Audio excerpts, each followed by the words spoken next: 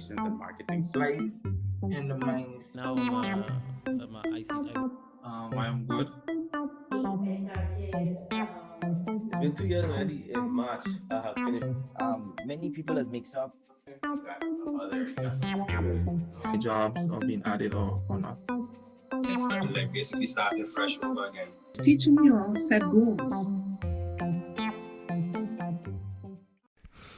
Yes, my name is Jeremy and welcome to the Young Media Professionals podcast show where we have entrepreneurs and investors share their experience and their advice today.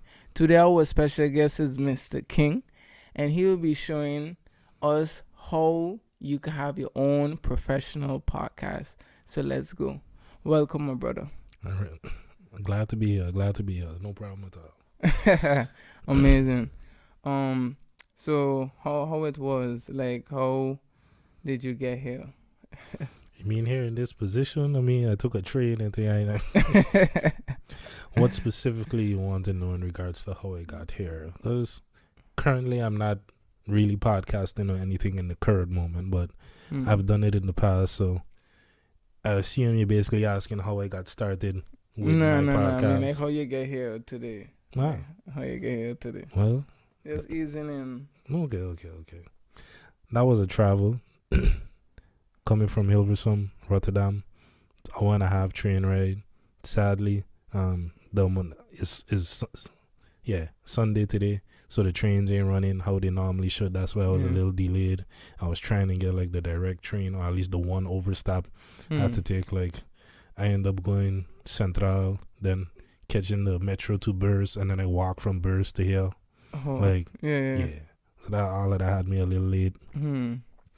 Well, that ain't important. Nah. Glad to be here now, and we here now. So that's in the past. That's good you're here and you're reaching. That's the most important thing, as you mentioned. So tell us something about yourself. Well, real name Gary King, also known as Mr. King, depending on if you were introduced to me via the podcast that I mentioned earlier that I had, or if it was music that you was introduced to me as. Those people might know me as Mr. King.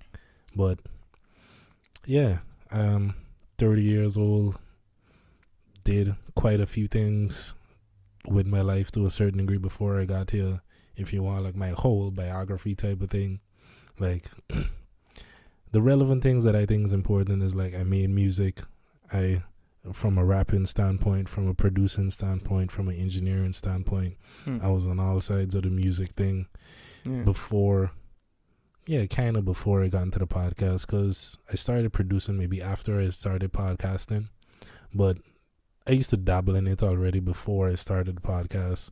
I'm sure most people, or they had whether they downloaded it themselves or they had a homie with Fruity Loops back in the day, FL Studio as is known now.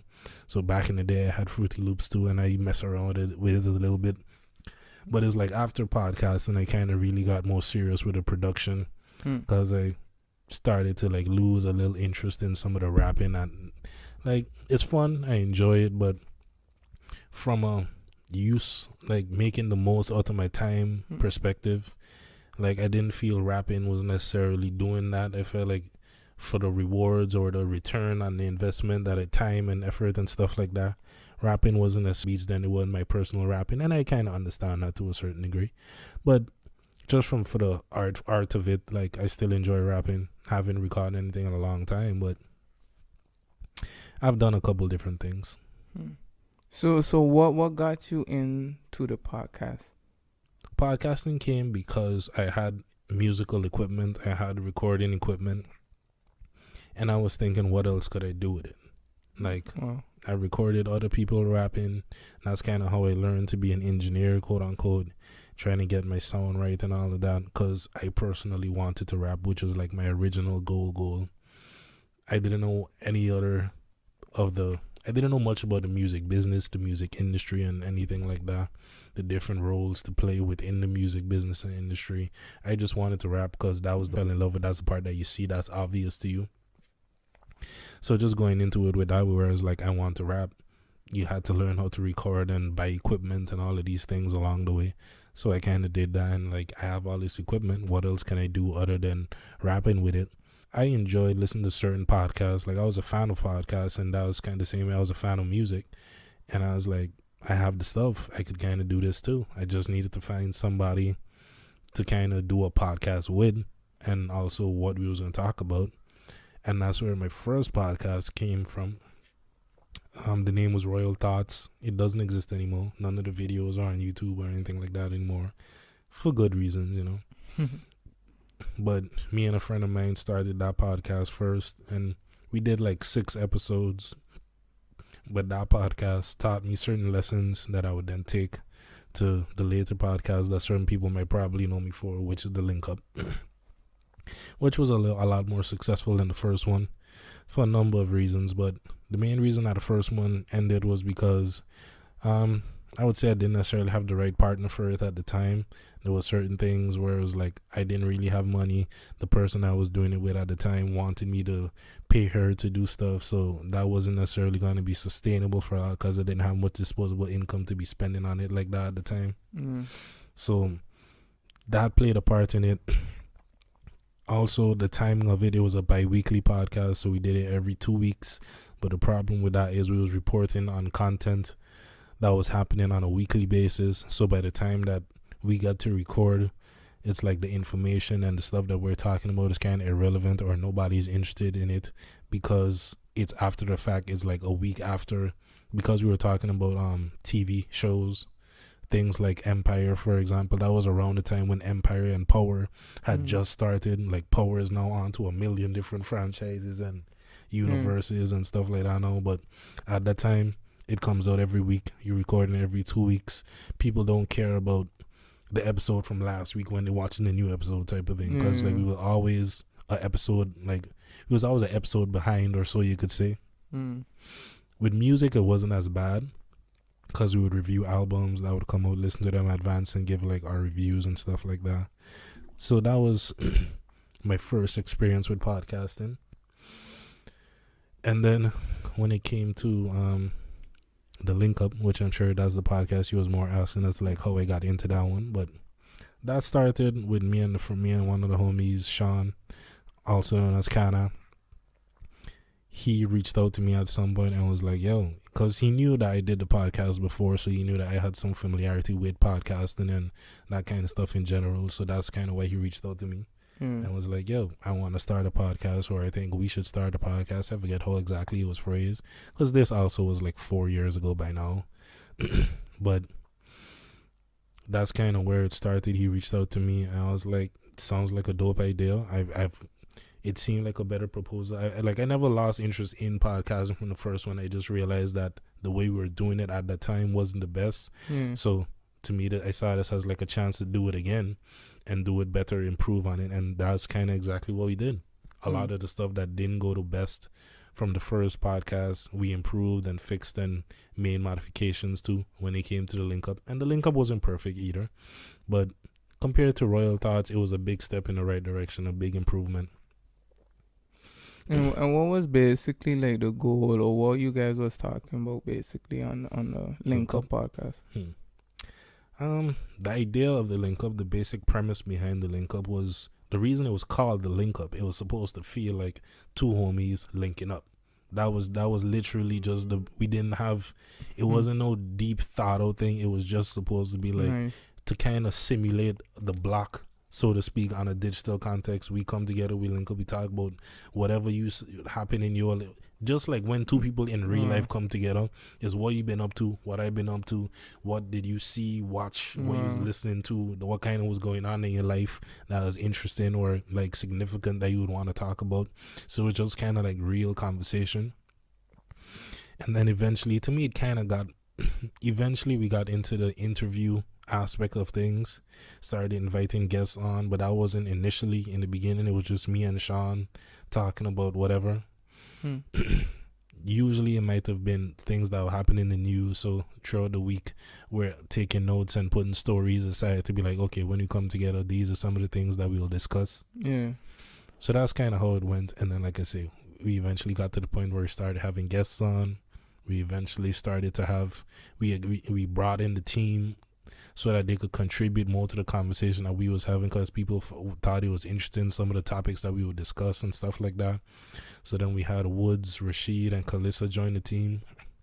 Shout out to all y'all. The link up wouldn't happen without y'all, but yeah, and they joined. They would help out with different things behind the scenes. Some of them where it was like coming up with ideas, coming up with topics to discuss games. Certain people helped out with things on the technical side of stuff, where it came to helping advertise, helping promote, like helping to reach out to people within their circle so that we could have other guests on, because I know certain people, and then there's 4 other people, and they know a whole different set of people as well. So it's like, because sometimes a guest would be my idea, sometimes a guest would be Sean's idea, sometimes Kalissa would bring on somebody, Rashid.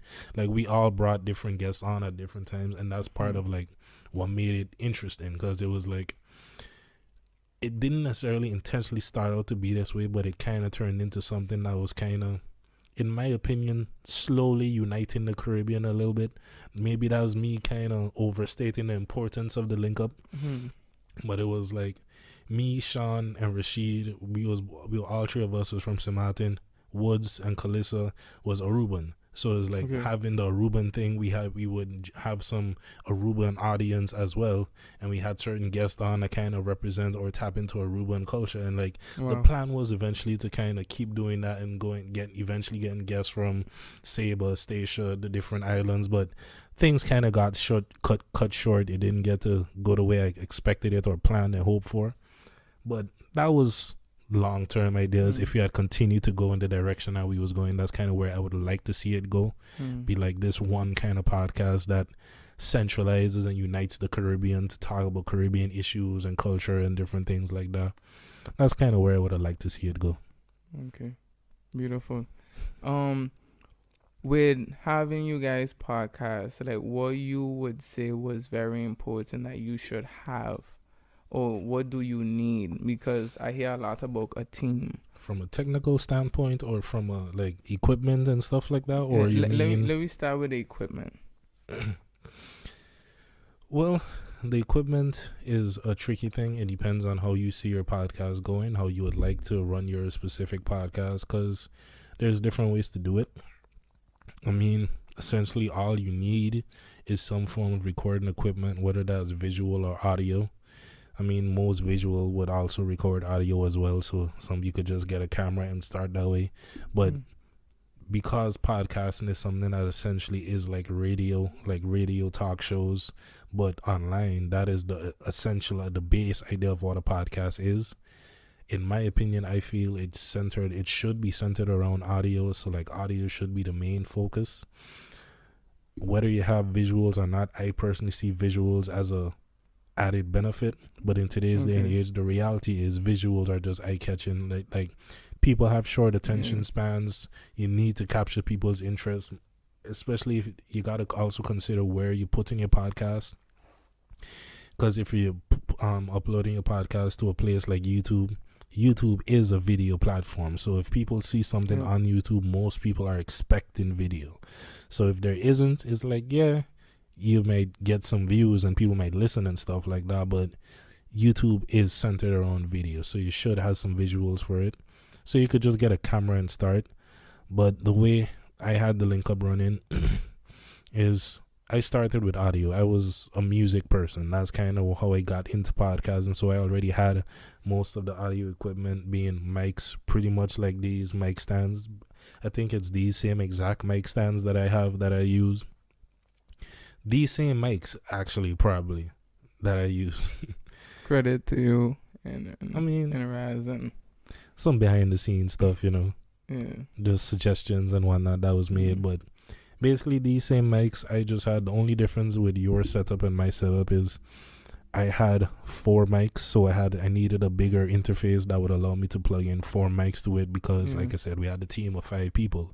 So in order for everybody to be heard, you needed to have 4 mics, at least 4 mics for everybody to be heard. So there's different ways of doing it. Some people can use audio interfaces, some people use mixers.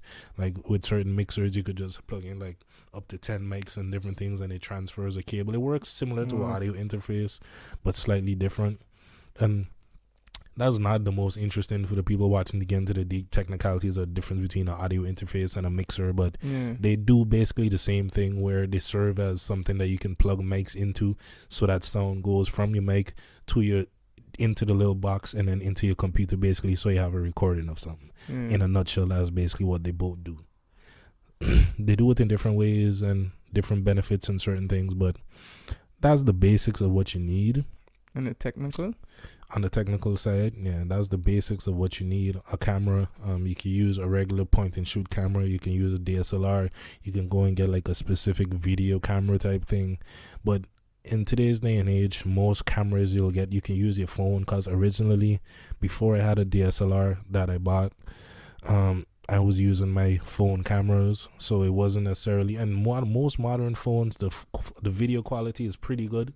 So it's not like, it's obviously not the best. It's not ideal. If you have better options, use the better options. But it's not like it's gonna be complete trash and nobody gonna be able to see. Like, it's gonna be watchable. Facts. And once you start there, you can always improve and get better quality, get better equipment as you go along. As you see, like, oh, people are tuning in, people are fucking with the content that you're putting out. Once you kind of get to that level, it's worth the investment. Like you say, investing in yourself is important. So you can't be afraid to do that once, especially if it's something that you really want to do, if it's something that you're real passionate about, something that you see a future in. Can't be afraid to invest in it. And the team. Like, we talk a little bit about a team, because I hear you have 5. Well, first you started with 2 you guys, and then it went to 5. But then you start to realize there are some advantages.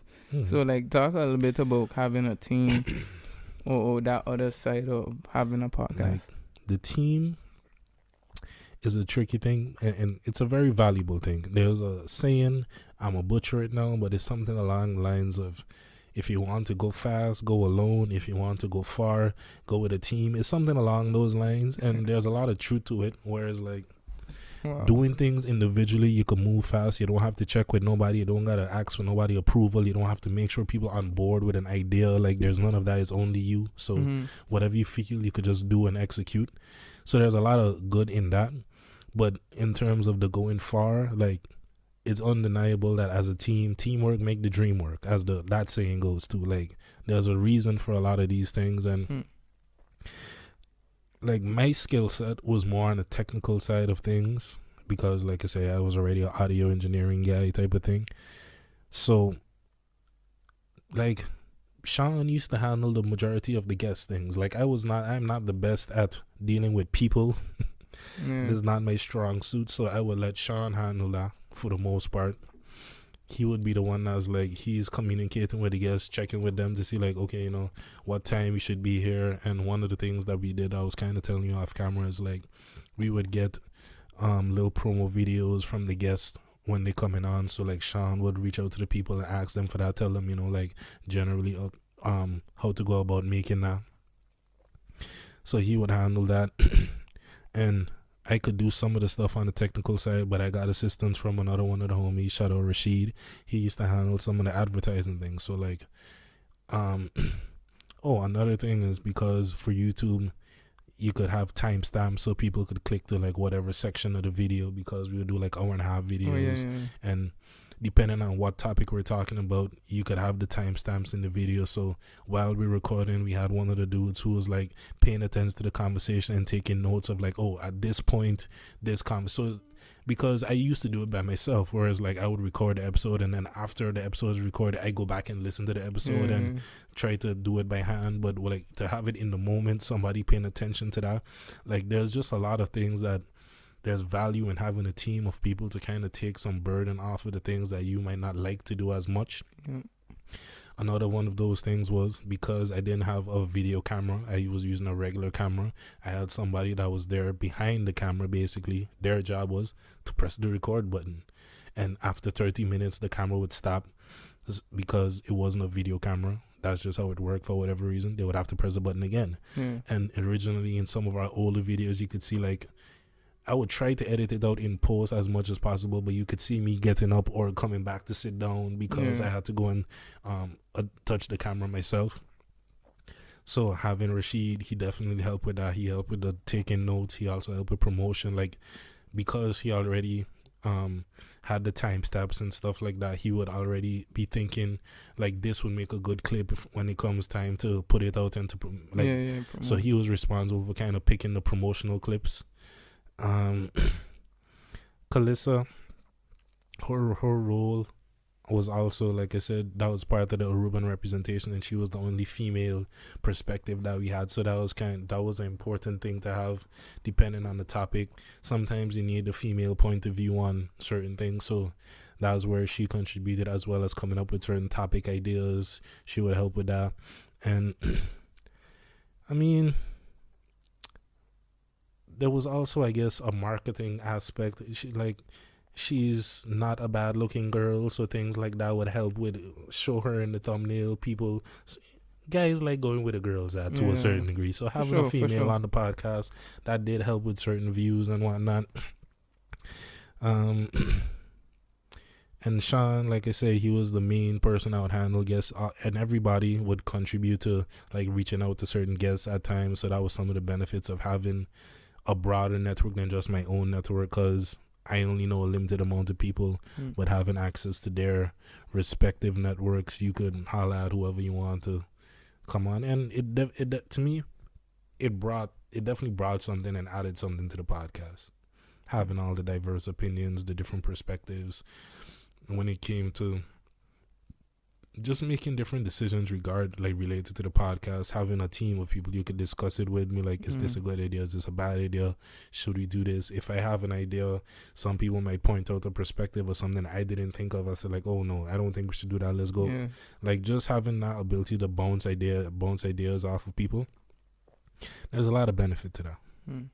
And like technical difficulties, like things that you don't see off camera, because as like you know, probably with my podcast, it's so much things that happen behind the scenes that you try to hide from your viewers, just to keep things, professional.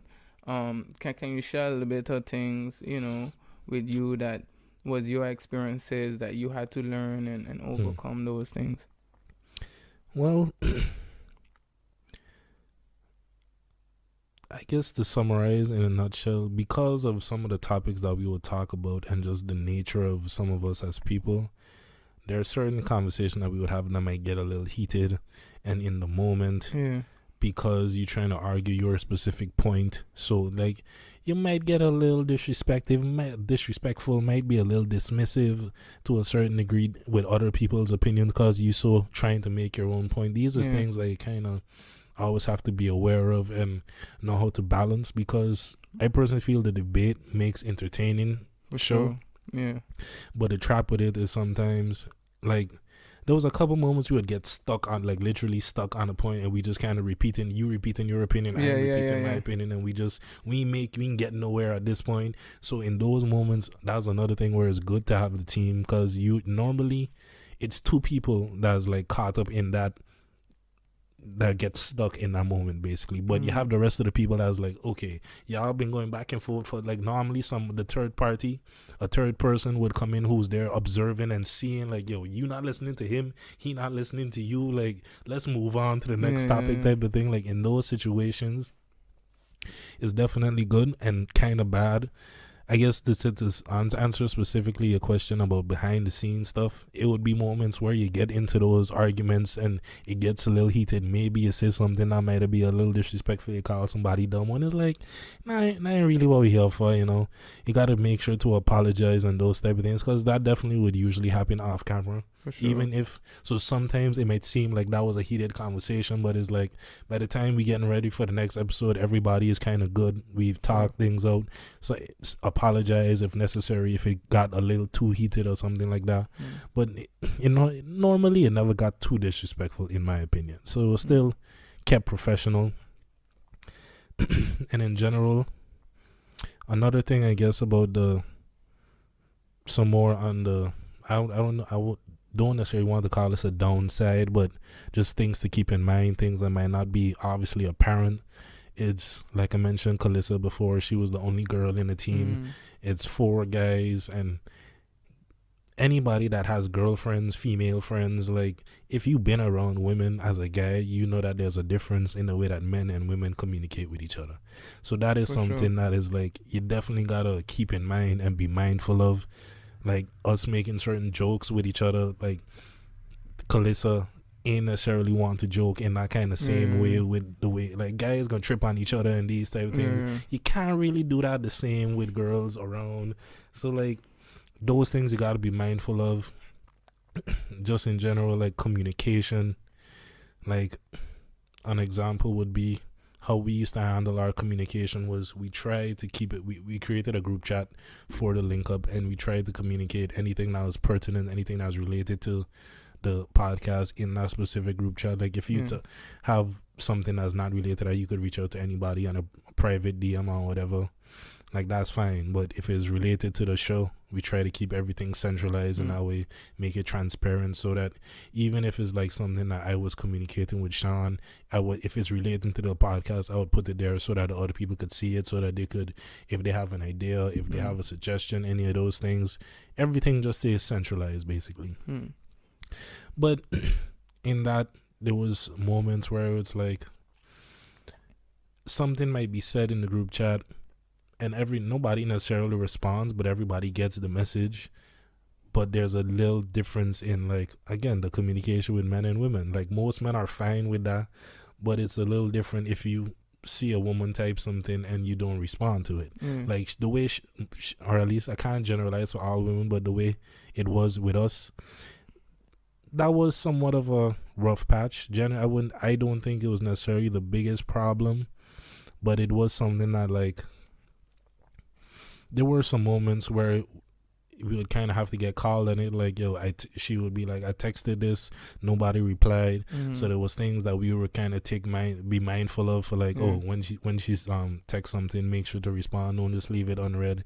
And I get it from a point of just clarity in communication and stuff like that, but it wasn't necessarily nothing too big of a problem like that. So like strategies, like for somebody that want to start their own podcast, like what type of strategies that you guys use to like grow you guys podcast? One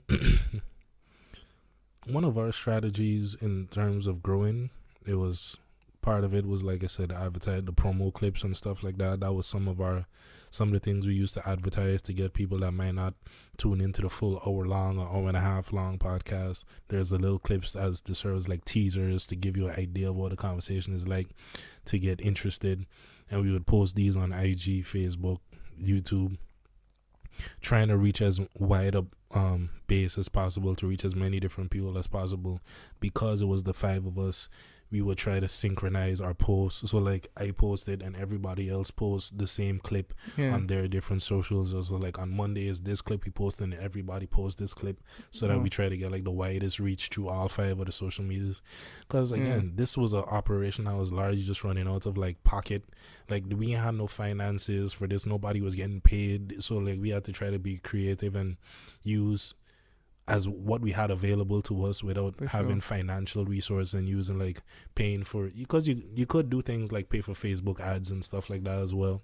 But to me, my thing was, it makes more sense to maximize what you can in a sustainable manner. Like use everything you can that you have to you available now the best you can before you start trying to add money and stuff like that. That way you can at least see that, okay, this is the maximum that I can do on my own. I need to pay some money so that it could take me to this level. But if you aren't doing everything in your power yet, before you get to, okay, let me start throwing money at the problem, to me, you don't necessarily understand why or how the money is helping.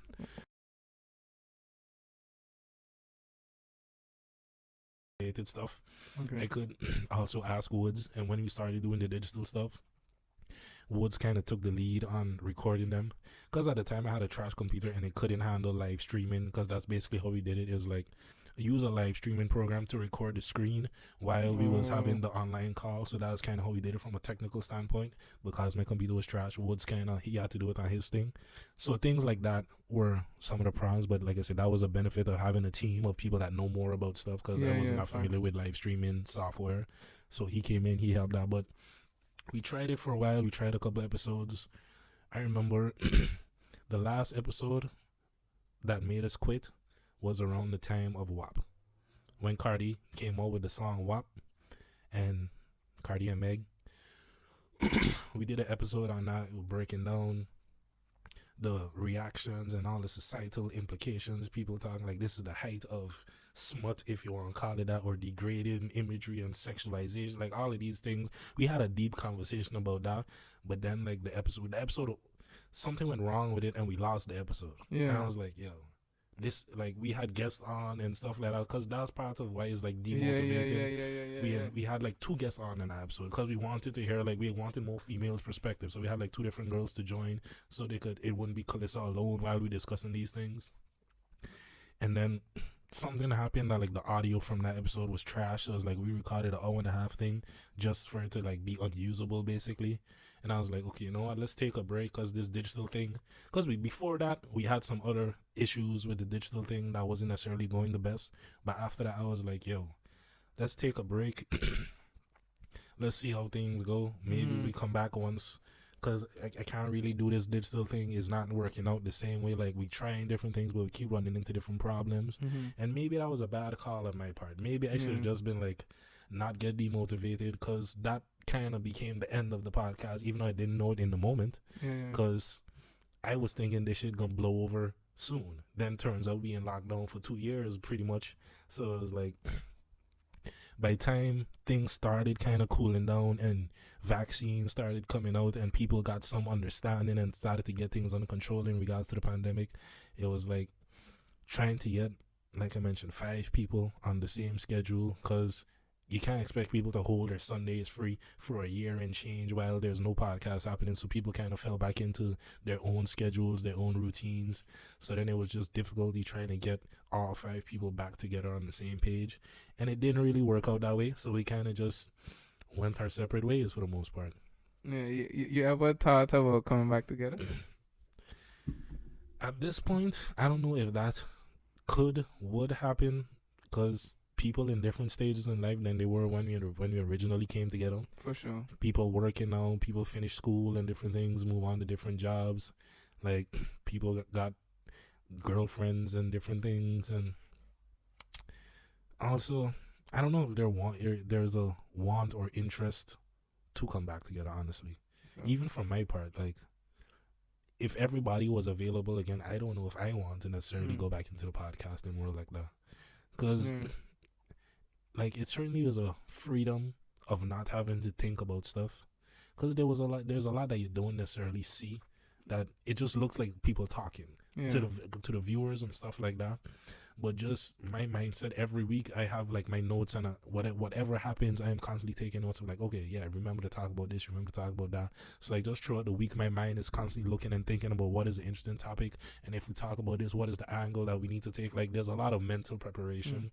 So like, you can't necessarily completely tune out, even though it's once a week we're recording that. For the rest of the week, there's other stuff that I'm doing, whether it's putting out promo clips or preparing for the next one, getting in contact with guests and stuff like that. All of that is things that are time consuming, that take up mental capacity to a certain degree. So it's like, I definitely enjoyed being away from the link up, not having to think about it, do it. Like, I enjoy it, don't get me wrong, but I also enjoyed, so this is what regular life is like again, to a certain degree.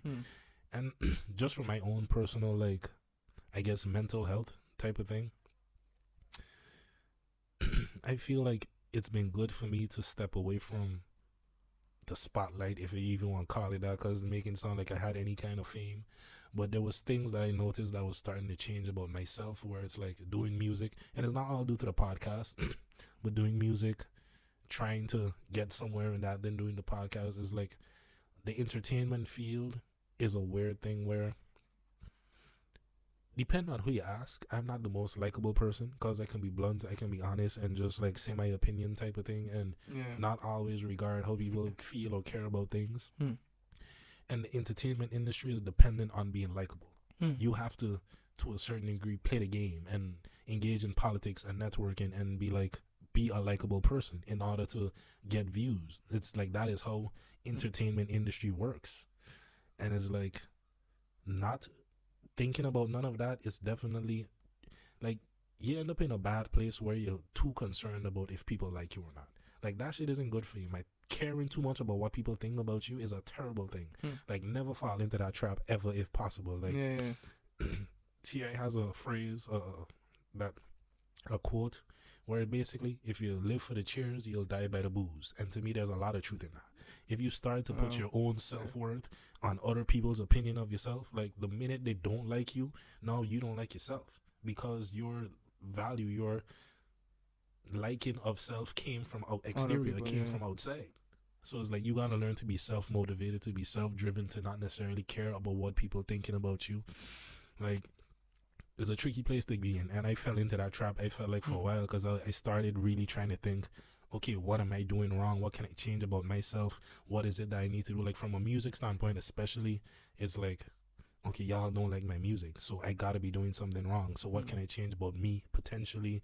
Is it me? Is it the music? Like just trying to figure out what is the key factor, that X factor basically that separates it from being no views to like people actually fucking with it. It's a tricky thing, but like I say, I'm glad to kind of not be done with that. And all of that is partly why I wasn't necessarily sure if I wanted to do this initially, because this is me kind of stepping back into that world when it's like I've been like all of the year 2022 I haven't made a beat, I haven't recorded a song, I haven't, like, even when in times when I wasn't putting nothing out, I would still actually be working on something behind the scenes, but like just not doing nothing in regards to media. It felt good to just stay away. So that's why I was like, but I probably see the interview and all of that, so I was like, you know, how to come true. Yeah, man, for sure. And I really appreciate that, and I'm grateful for having you here too, because even with just, you know, meeting you, you know, for the first time and even having a conversation, I learned so much from you that I even myself could have applied for myself, you know, and for the future. Follow the Young Media page on YouTube, Instagram, and on Facebook, and tune in to this. And if you haven't seen the past episodes, please follow the Young Media Professionals, and you will see more of the videos and the upcoming videos. Guys, peace out. Laters, don't know. Let's go.